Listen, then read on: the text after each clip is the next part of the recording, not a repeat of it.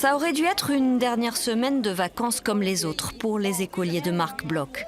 Mais mardi dernier, ils ont eu une mauvaise surprise. Je sais qu'il y a des jeunes qui sont venus voler dans l'école et casser des choses.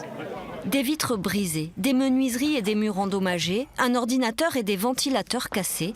Dans cette extension flambant neuve qui avait coûté 400 000 € à la ville de Montpellier, il a fallu ajouter le prix des réparations faites en urgence. Alors hier soir, parents et habitants sont venus réclamer la sécurité pour la rentrée et dénoncer une situation qui n'a que trop duré. Là, ce qui se passe, c'est la partie visible d'une situation qu'on dénonce depuis de longs mois, voire pour certains de longues années. Où on dit, il y a le quartier, des gens qui habitent là depuis plus de 10 ans, 20 ans, disent que la qualité du quartier s'est dégradée.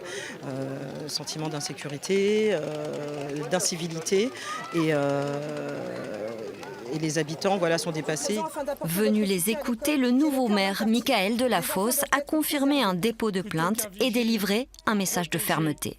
Ceux qui ont fait ça, ils doivent sentir que la société n'est pas de leur côté.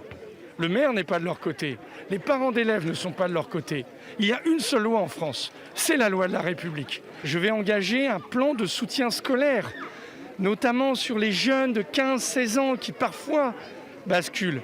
Et puis, nous allons proposer des TIG, travaux d'intérêt général, pour que quand on retrouve les auteurs de ces méfaits, ils aient immédiatement une sanction.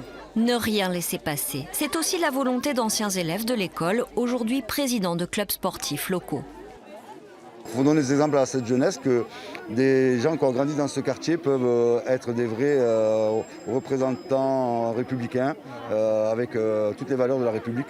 Il faut de la présence dans les quartiers, de la présence d'adultes qui travaillent et qui éduquent. Donc on est là pour ça, pour soutenir l'éducation nationale.